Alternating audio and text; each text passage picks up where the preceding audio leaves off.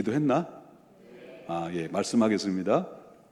자, 하나님이 기뻐하시는 교회, 오늘은 네 번째인데 신전 의식을 갖자, 이 말씀 가지고 함께 은혜를 나누고자 합니다. 여러분 함께 읽었던 창세기 39장의 말씀은 요셉이 애굽의 보디발의 집에 형들의 배신으로 해서 팔려갔던 그 사건에 대한 말씀이 배경으로 하는 말씀이 나옵니다. 요셉은 억울하게 형들의 시기와 질투심으로, 미움으로 결국은 죽다 살아난 가운데에서 간신히 바로 애굽의 노예로 팔려나갔습니다.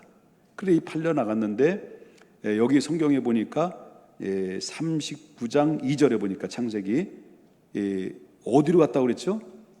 보디발의 시위대장이라는 보디발의 집으로 애굽으로 팔려 들어갔어요. 그래 노예가 된 거죠. 그런데 놀라운 사실은 하나님이 요셉을 어떻게 붙들고 있었느냐?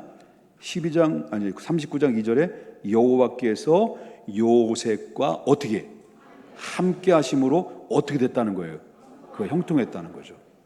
그러면 비록 신부는 졸지에 귀공자였던 사람이 갑자기 나락에 떨어져 가지고 어디로 빠져나간 거예요?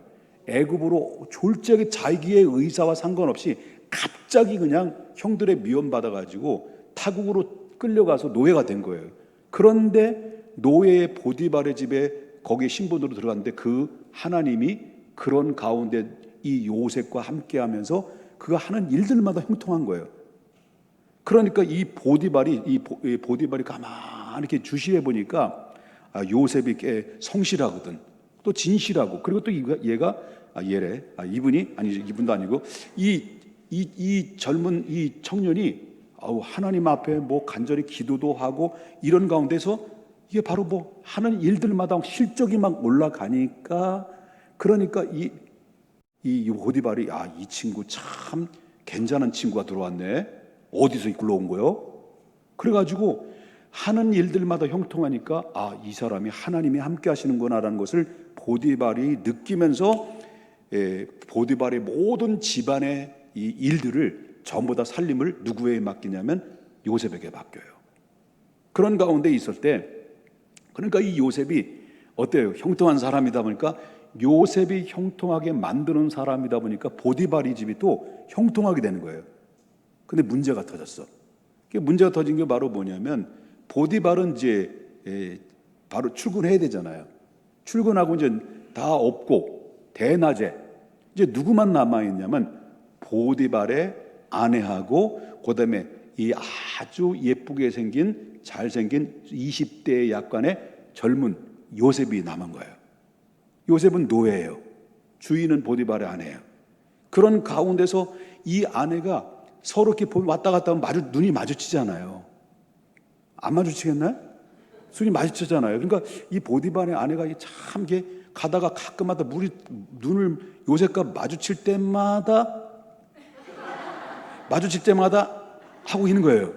눈짓을 자꾸 주고, 이게 그러다가 결국 어떻습니까? 본격적으로 이제 대시가 이제 시동을 걸게 됐죠. 그런 가운데서 결국 동침하자 붙들고 애원하고 이렇게 시험이 드는 거예요. 이건 애굽의 요셉의 입장에서는 단순한 시험이 아니죠.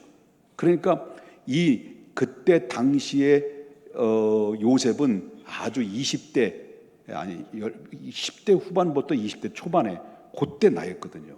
막 혈기왕성하고 얼마나 힘이 좋은 친구입니까? 근데 그때 당시에 애굽의 문화상으로 볼 때는요, 음란한 것이 일상화된 그 상황이었습니다. 그 시대가.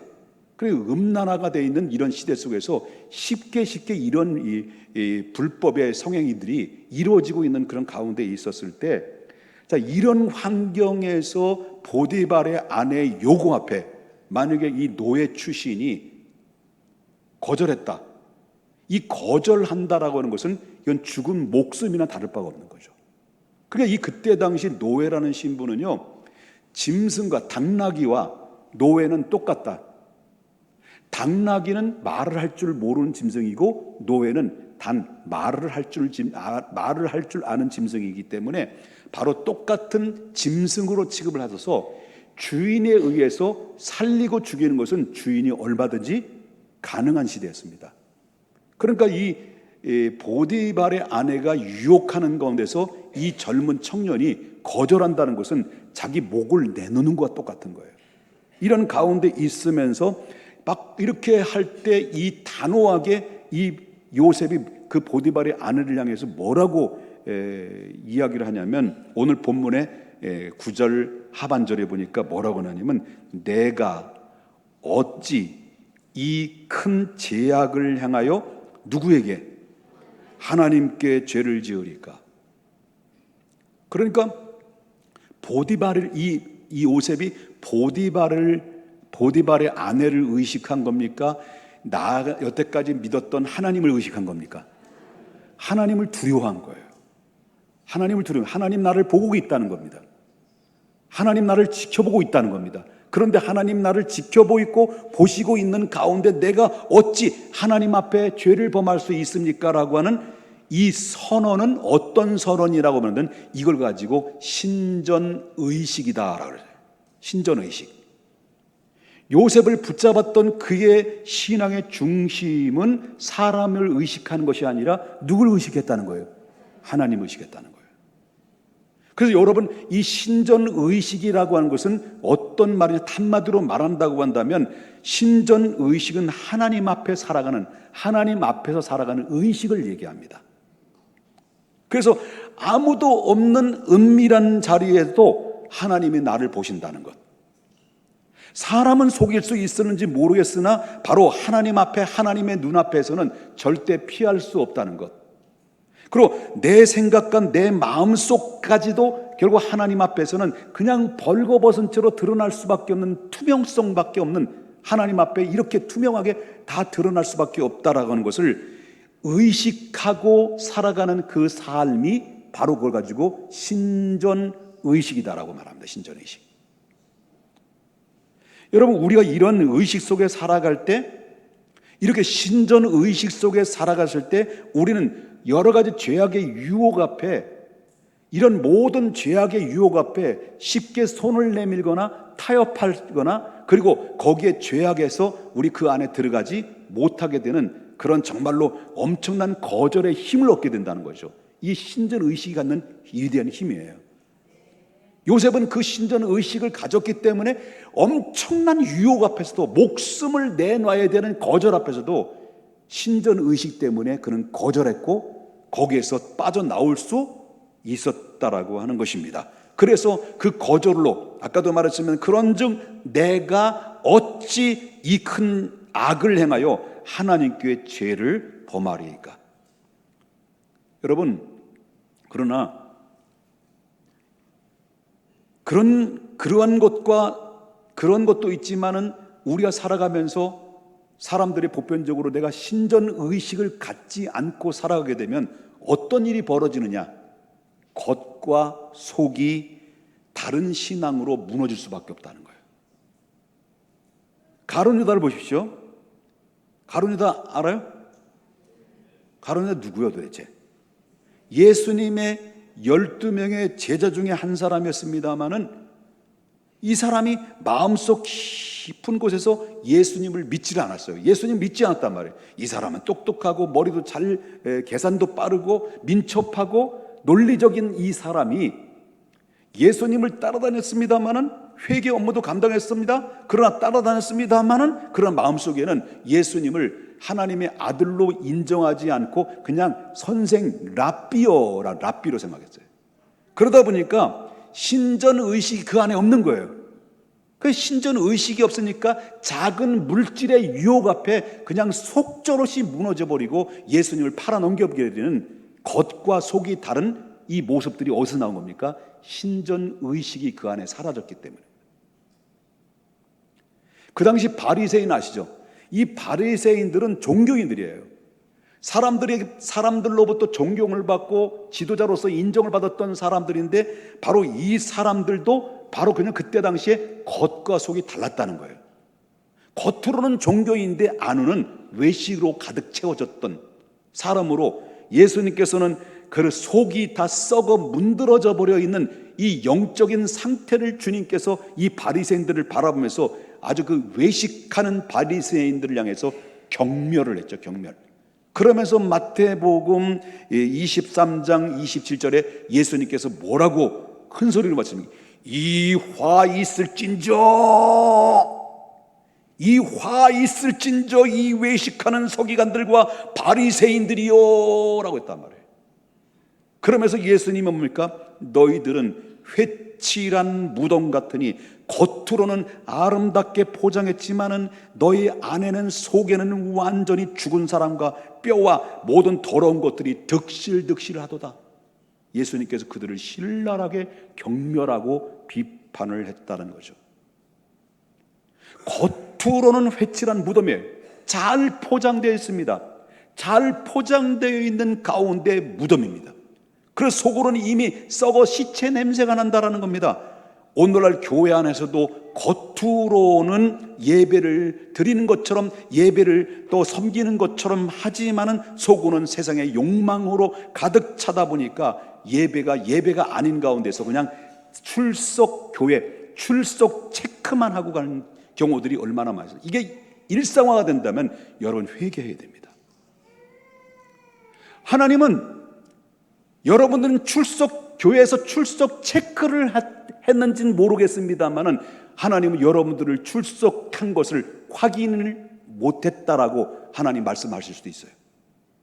하나님께로부터 예배를 출석했던 확인을 얻지 못하고 나만 그냥 예배를 출석했던 체크만 하고 그냥 빠져나간다고 한다면 예배는 형식화되고 외식화될 수밖에 없어 이게 신전의식이 전혀 다 찾아볼 수 없는 세속화된 신자라는 소리를 들을 수밖에 없다는 거예요. 여러분들은 예배 자리에 찾아왔습니다. 예배 자리에 찾아서 여러분 예배 체크만 하고 여러분 교회를 빠져나갔습니까? 그렇다면 이제부터 달라져야 됩니다. 하나님은 내 예배를 보신다. 내가 드리는 예배를 하나님께서 기억하신다. 내가 드리는 예배를 하나님께서 분명히 나를 기억하셨다가 하나님이 나를 주목해보고 있다라고 하는 신전의식이 없다고 한다면 여러분 회개해야 된다는 회개. 다시 꿈틀거리는 하나님을 향한 의식을 가지고 다시 한번 믿음으로 우리 자신을 돌아보는 시간이 바로 지금, 내일이 아닙니다. 바로 지금 이 순간이 되어야 된다는 것을 믿으셔야 될 줄 믿는 거예요. 하나님은 절대로 사람을 외모로 안 봅니다. 외모 안 봐요. 하나님은 우리의 중심을 보십니다. 절대로 하나님은 외모로 안 보십니다. 절대로 하나님의 관심은 교회가 크고 작은 거 안 봅니다. 그 교회 다니는 그 사람이 어떤 사람이냐, 신전 의식 속에서 예배를 드리고 있는 사람들이 모여져 있느냐 모이지 않느냐를 하나님이 거기에 관심을 가지고 있다는 거예요. 그래서 우리는 주님 앞에 두렵고 떨리는 마음으로 이 시대를 바로 영적인 안목으로 바라보면서 내 자신을 깨워서 마지막 최후에 부끄러울 것이 없는 하나님의 사람으로 신전 의식 속에 살아야 되는 것입니다. 여러분, 우리는 그리스도를 믿는 사람들입니다. 다시 한번 여러분의 질문을 드립니다. 여러분들은 예수님이 누구이실까요? 여러분의 신앙이 분명하다면, 여러분의 신앙이 분명하다고 한다면 바로 성경은 너희는 그리스도의 향기라고 말합니다. 그리스도의 향기. 우리는 그리스도의 향기입니다. 바로 그리스도의 향기를 품어내는 성도라는 사실을 저와 여러분은 절대로 잊어서는 안 된다. 여러분, 고린도후서 2장 15절에 바울은 이렇게 이야기합니다. 다 같이 한번 읽어보겠습니다. 시작. 우리는 그리스도 받은 자들에게나 하나님 앞에서 누구의 향기라고요? 그리스도의 향기랍니다. 여러분, 물어보겠습니다. 예수님 믿으시나요? 예수님이 살아계신 하나님의 아들인 것을 믿으십니까?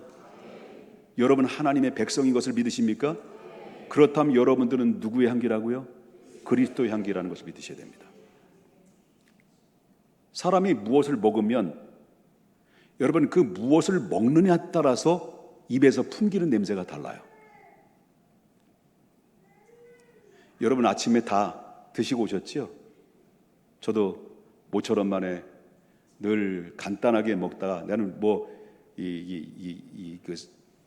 이 삼겹살 문제 때문에 삼겹살을 이게 제가 제거를 해야 되는, 지방만 남겨야 되는 것 때문에 아침을 잘 안 먹는데, 오늘따라 우리 집사람이 당신은 밥을 먹어야 된다, 왜 허약해 보인다고 밥상을 아주 맛있게 차려붙였습니다. 여러분 우리가 음식을 먹을 때 무엇을 먹느냐에 따라서 입에서 풍기는 냄새가 다른데, 마늘을 드시면 입에서 무슨 냄새 납니까? 마늘. 김치 드시면, 치즈 먹어, 치즈. 술 드시면, 예? 여러분 내가 입에서, 다시 말해 내가 무슨 음식을 먹느냐 그 종류에 따라서 입에서 나오는 풍기는 냄새가 달라요. 내가 무엇을 가까이 하고 누구와 함께하며 내가 어떤 가치관을 가지고 있느냐에 따라서 바로 내 삶의 향기가 다를 수 있다는 거예요. 사람이 딱 몇 번 대화 나누다 보면 이 사람이 어떤 존재인가, 이 사람의 존재감이 무엇인가, 이 사람의 인격이 무엇인가를 스캔이 다 떠지잖아요. 스캔을 뜨게 되면 이 사람과 함께 해야 될 사람이나 이 사람과 함께 그냥 평범한 이 일상적인 친구, 아니면 가까이 할 사람이라는 것을 다 드러나지 않습니까? 여러분 어떤 사람입니까? 누군가로부터 참 관심을 받는, 참 저 사람과 함께 탐나는데 저 사람과 함께 했으면 좋겠다라고 하는 욕심이 될 만큼 여러분 그는 그리스도의 향기가 있습니까? 아니라고 삐삐삐 그러시잖아요. 여러분 성도는 오랫동안 신앙생활을 하면, 교회 평택중앙교회를 오랫동안 신앙생활을 하게 되면 누굴 많이 닮아갈까요? 예? 여러분 매주마다 누구의 말씀을 듣고 가요? 담임 목사의 설교를 듣고 가잖아요, 그죠? 그러면 교회 담임 목사가, 그 성도들이 담임 목사를 많이 닮아요. 그 담임 목사가 예를 들어서 강성이면 돌격 개시 그러면요, 성도님들도 뭐예요? 돌격 개시. 이게 또 심해지면 뭡니까? 원투 스트레스 레프트 아파카트 서로 지지고 볶고 싸우게 되는 담임 목사님이 이게 은혜하면 누구 닮아가요? 맨 처음에 와가지고 이랬던 사람이 할렐루야 이렇게 인자하게 달라가는, 이 사람 담임 목사를 누구를 만나느냐에 따라서 그 교회의 성도들도 닮아가는 모습들을 좀 보게 돼요. 가만히 제가 우리 중앙교회 성도님들을 좀 주목해보고 분석해보고 결론이 뭐냐? 온유하다는 거예요. 왜 온유할까? 그렇지. 그렇다면 여러분들은 어떤 냄새를 풍기고 도대체 돌아다니고 계십니까? 여러분의 가정에서, 여러분 직장에서 나는 믿는 사람인데 나는 과연 그리스도의 향기로서 푹푹 품어내는 나의 말과 행동이 과연 예수님의 향기로 드러나면서 살아가고 있는, 책임 있는 삶을 살고 있느냐? 한 번쯤 우리의 질문을 들어봐야지 않겠습니까? 다른 사람들이 나를 볼 때 내가 나를 평가할 수 있습니다. 또 내가 다른 사람을 평가할 수 있습니다. 근데 여러분은, 나는 누군가로부터 나를 평가를 해줬을 때 나를 볼 때 그리스도를 느낄 수 있을 만큼, 내가 나를 통해서, 다른 사람이 나를 통해서 그리스도를 느낄 수 있을 만큼 저와 여러분이 책임 있는 의식을 가지고 살아가고 있느냐? 이 질문을 저에게도 듣기도 하고 지금 이 순간 여러분에게도 그 질문을 하고 있는 것입니다. 여러분 많이 듣죠? 여러분 세상에 나가다 보면 믿지 않는 사람들이 에이 막 치를 떨면서 교회 다니는 것들이 더해. 많이 들어요, 안 들어요? 에이 교회 다니는 것들이 더해. 아유, 장로들도 술 먹는데 뭐? 넌 집사잖아. 괜찮아, 한 잔이요. 장로들도 나도 목사들도 술 먹는 거 봤어. 뻥을 쳐요, 또 뻥을. 그러면서 그래 술을 먹을 때, 그래서 이 손을 내밀고 한 잔 내밀 때, 그래요? 한 잔 마시고 두 잔 마시고, 그러면 야, 너 화끈하다. 세상 친구들이 야, 그러면서 속으로 뭐 하는지, 너도 마 별 수 없어 마. 미안합니다. 욕해서 어차피 나온 거 어떻게 해? 너도 마 그놈이 그분이요. 이런 소리를 듣게 되고 이런 마음을 갖게 되면 이 사람은 뭐예요? 신전 의식을 가진 사람이에요. 그리스도의 향기를 품어내는 사람이에요. 마늘 냄새 나는 사람이에요. 마늘 냄새, 시금치 냄새, 시궁창 냄새 나는 행위. 이런 사람 많아요. 여러분, 이런 사람 볼 때마다 속이 상해요, 안 상해요? 그럼 여러분은 속이 상하잖아. 여러분 그 생각을 했죠. 많은 사람이 정말 이런 소리를 들으면 속이 상한 건데 과연 여러분은 어떠냐는 거죠. 나는 과연 예수 그리스도의 이름으로 그리스도인으로서 향기로운 향기를 품어낼 수 있을 만한 책임 있는 삶을 내가 살고 있느냐, 다른 사람들부터 인정받는 사람이냐라고 할 때 심각하게 한번 도전을 할 필요성이 있다라고 하는 것입니다. 그래서 우리는 무엇을 먹든지 무엇을 마시든지 바로 우리는 하나님이 나를 보고 계시다, 나를 지켜보고 계시다, 이런 신전 의식을 가져야 된다는 겁니다. 요셉은 하나님을 두려워하는 청년이었어요. 두려웠기 때문에, 하나님을 의식했기 때문에 결정적인 문제 앞에 타협하느냐 거절하느냐를 때 이 사람이 하나님을 의식하지 않았으면 쉽게 타협할 수 있는 젊은 청년입니다. 그런데 하나님을 의식했습니다. 거절했습니다. 요셉은 사람들에게 보이지 않는 은밀한 자리에서 하나님을 두려워하고 죄를 피해 도망갔어요. 10절 보겠습니다. 39장 10절. 여인이 날마다 요셉에게 어땠다는 거예요? 청하였다는 거예요. 외로워 눈짓하면서 막. 근데 요셉은 어떻다는 거예요? 듣지 아니하고, 그 다음에 동참하지 아니하고, 그리고 함께 있지도 아니하고. 아니야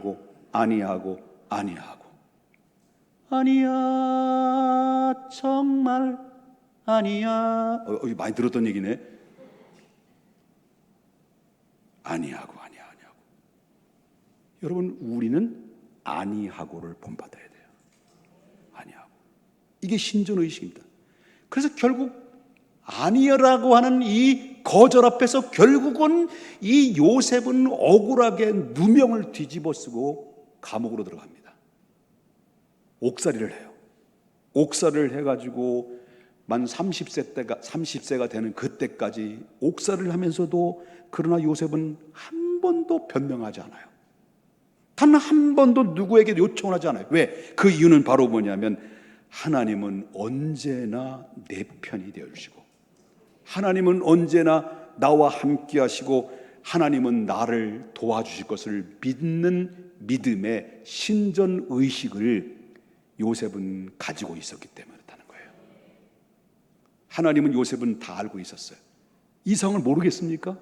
하나님은 요셉을 이렇게 거절하고 아니야 안 돼 하고 그 죄악의 자리를 박차고 나왔을 때 억울하게 누명을 뒤집어 쓰임 받고 옥살이를 하는 이 광경들을 하나님이 왜 모르셨겠습니까? 다 보셨다는 거예요. 다 보셨다. 다 알고 있다는 거예요.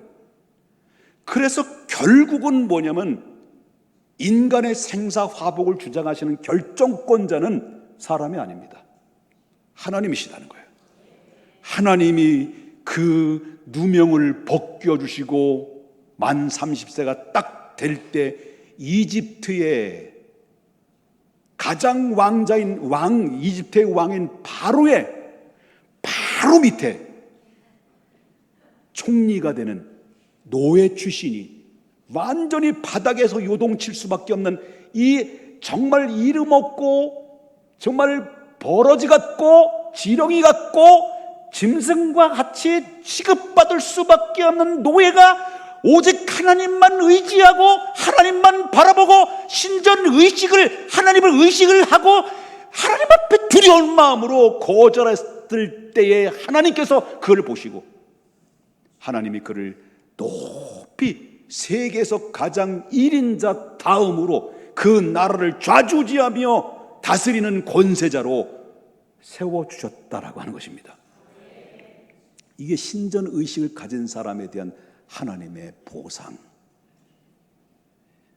놀라운 겁니다. 그때 요셉과 함께 하셨던 하나님, 만약에 저와 여러분에게도 이런 신전의식 속에 여러분 살아간다고 한다면 여전히 하나님은 여러분 잊지 않을 것입니다. 여전히 하나님은 여러분들을 주목해 보실 것입니다.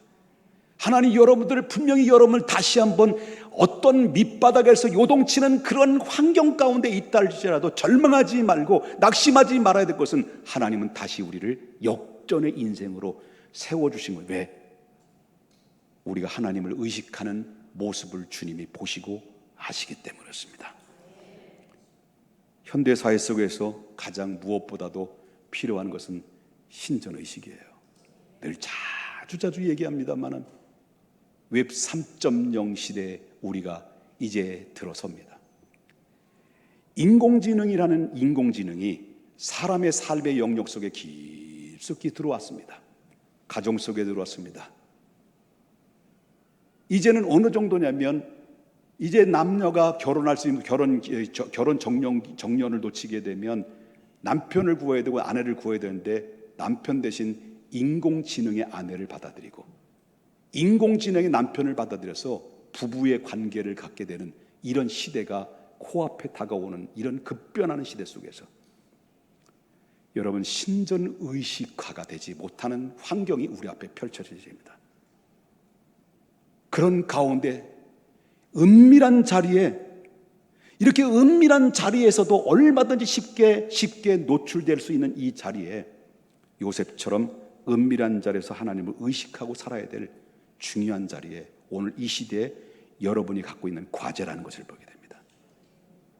우린 돈 앞에서, 우린 돈의 유혹 앞에서 그런 가운데서 신전의식을 가져야 됩니다. 편법과 뇌물과 불법적인 방법을 쓰면 더 빠르게 성공할 수 있었는지 모르겠습니다. 그러나 신전의식을 가진 사람들은 돈보다도 하나님이 더 크다는 것을 믿기 때문에 절대 타협하지 않습니다. 정직하게 봅니다. 여러분, 이 세상은 성적 타락이 일반화가 됐습니다. 언제든지 마음만 먹으면 여자친구를 만날 수 있고 기혼자들이 남자친구를 만날 수 있습니다. 혹시 모르죠? 제가 째려보는 이유는 무슨 말인지 아시죠? 오늘날 저 여러분 인터넷이라는 것을 쉽게 접합니다. 미디어라고 하는 미디어 속에서 얼마든지 음란물을 그 인터넷과 미디어를 통해서 음란물이 쏟아지고 있습니다. 넘쳐나고 있습니다. 여러분 다니고 있는 여러분 자녀들 중에서 초등학교 1학년만 돼도 클릭만 하면 얼마든지 동영상을 볼 수 있는 단계가 있습니다. 우리 자녀가 안 그렇다고요? 어떻게 알아요? 몰라. 아무도 몰라. 그래서 아무도 보지 않는 그 자리에서 쉽게 죄를 짓습니다. 아내 몰래, 남편 몰래, 자식들 몰래. 이렇게 신전의식을 가진 성도는 그럼에도 불구하고 하나님이 보고 계신다. 이런 경각심으로 요셉처럼 죄 앞에 단호하게 거절하고 도망칠 수 있는 것입니다. 우리가 이게 필요한 겁니다. 이 시대가 바로 그런 시대입니다. 명예와 성공의 유혹 앞에서도 신전의식을 가져야 됩니다. 사람에게는 인정받고 싶어서, 사람 앞에 인정받고 싶어서 신앙을 포기하는 경우들이 얼마나 많이 있습니까? 교회 안에서는 여러 사람들을 교제 나누죠. 내가 좋아하는 사람도 있고 내가 싫어하는 사람도 있습니다. 사람들은 좋아하는 사람끼리 모여지게 돼 있습니다. 내가 별로 좋아하지 않는 사람들은 야 집사님 그래도 넌 내 편이 아니야, 이렇게 보이지 않는 벽 안에서 우리끼리의 이합 집단이 형성되는 것이 교회일 수 있습니다. 너무 존경하고 너무 좋다 보니까 B라는 사람이 A 사람과 함께 교제를 나누면서 함께 늘 가까이 늘 같이 다닙니다. 그런데 어느 날 A라는 사람이 교회 마음에 안 들어요. 담임 목사가 마음에 안 들어. 맨날 좋은 얘기 안 하고 맨날 비판하고 회개하라, 그따위로 살지 마라 막 이렇게 하니까 막 시험 들어가지고 나 교회 안 나가. 그럴 때 이 사람이 너무 좋으니까, 하나님의 말씀과 상관없습니다. 사람이 좋으니까 사람 따라 친구 따라 강남 간다고 시험 들었으니까 덩따라 시험 들어서 팥꿈을 묻혀가지고 떠나버리는 이런 사례는 줏대 없는 신앙의 사람들이 얼마나 많이 있습니까? 너도 시험 들었으니까 나도 시험 들은 것 같네. 그럼 너 떠나? 나도 가야 되겠네. 이렇게 해서 떠난 사람들이 한두 명이겠습니까? 많아요.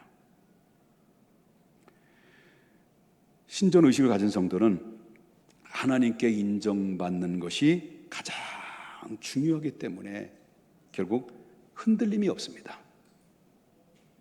그러므로 선택의 기준이 언제나 하나님이 기뻐하시는, 그것이 무엇보다 중요하다.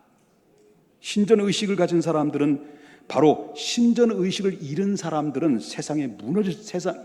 그 인생은 무너질 수밖에 없다는 것을 보게 되는데, 하나님 앞에 성공하는 자는 세상 앞에서도 결국 바로 높임을 받는다. 하나님 누가 높여주십니까? 하나님이 높여준다는 거예요. 말씀을 맺겠습니다.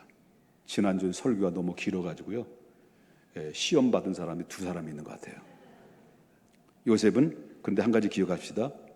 말씀을 맺겠습니다는 이후에 30분 더 간다는 것.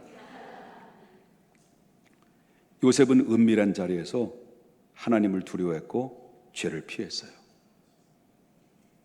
그는 억울한 감옥 생활을 했습니다. 결국은 어떻습니까? 하나님은 그의 편이 되어주셨습니다. 그리고 이집트의 총리가 됐어요. 오늘 우리 교회 성도들이 우리의 모든 신앙의 전 포커스를 어디에 맞춰야 되느냐?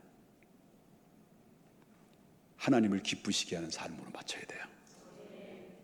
내가 하나님을 기쁘시게 하면 하나님이 기뻐하시고, 하나님이 기뻐하시면 나를 언젠가 이 초라한 자리에, 보잘것없는 자리에 하나님이 나를 높이 세워 모든 사람의 존귀함을 받는 자로, 누가 세우는 건 내가 세우는 게 아닙니다. 하나님이 하시면 하는 것입니다. 성경이 그러면 맞는 것입니다. 우리 교회 성도님이, 각 성도들이, 우리는 신전의식을 회복해야 됩니다. 여러분, 신전의식을 회복해야 돼요. 예배당에서만 아니라 우리의 세상에 나가서도, 일상 속에서도 하나님을 보고 계신다. 하나님 보고 계신다. 이런 의식을 살아갈 때, 그럴 때 교회는 세상 속에서 그리스도의 향기를 품어낼 뿐만 아니라, 저 장로님 참 그렇지, 이래야지. 저 집사님 그렇지, 이래야지. 저 권사님 그렇지, 이래야지. 아줌마 콩나물 더 갖다 줘. 짜! 집에서 먹어, 집에서. 이렇게 덕스럽지 못했을 때 시궁창 냄새 나는 행동들에 의해서 그리스도의 향기를 결국 어떻습니까? 희석시켜버리는, 오히려 십자가의 사랑이 결국 어떻습니까? 오히려 희석돼 버리는 이런 행동이 아니라, 그렇지, 자, 이래야지. 옆에 분 인사합시다. 그렇지, 이래야지. 박일에 잘 들어. 신전의식을 살아가면 하나님이 가만히 안 있으세요. 잘 들으셔야 됩니다. 신전 의식을 가지면 하나님이 가만히 안 있으시다. 가만히 안 계신다. 하나님 신전 의식을 갖잖아요. 그러면 은밀한 자리에서 그 지킨 이 거룩을 하나님이 반드시 그를 높여 드러나게 하신다. 나를. 저는 하나님의 그 말씀을 믿고 있는 거예요.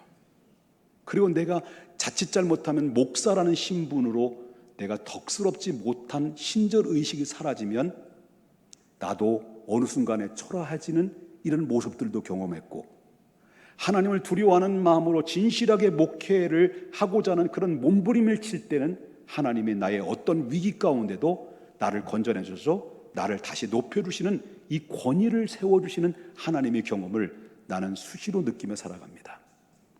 신전 의식 중심 앞에서 내가 어디에 서느냐에 따라서 내 삶의 냄새가 시궁창 냄새 나느냐 그리스도 향기가 나느냐는 여러분의 중심 가운데 어디를 선택하느냐가 중요한데, 그것이 신전 의식이라는 것입니다. 세상의 눈에는 손해처럼 보여도 하나님께서는 크게 보이실 것이고요, 시험에 견딘 자에게는 반드시 야고보서 1장 12절에 말한 것처럼 생명의 면류관을 주신다. 삶을 통해서 다른 사람들에게 하나님을 돌아보게 하고 사람들로부터 존경받는 사람이 되면 마지막에는 여러분 이 땅에서 영광을 못 누린다라도, 이 땅에서 내가 삶을 통해서 대우받지 못한다 할지라도, 어쩌면 이 땅에서도 내가 살아가는 데 있어서 정말 만족하지 못한 삶을 살아간다 할지라도, 그럼에도 불구하고 신전 의식을 가진 사람들은 하나님 나라에서 영광을 누린다는 사실을 믿으셔야 될 줄 믿는 거예요. 착하고 충성된 종아, 이 말 한마디가 여러분 우리가 최후의 주님 앞에 서야 될 그 자리에서 우리 모두 이 착하고 충성된 종이라는 그 말씀을 듣는 자가 되어야 되지, 악하고 게으른 종이라는 말을 들어서는 안 되지 않겠습니까? 기도하겠습니다.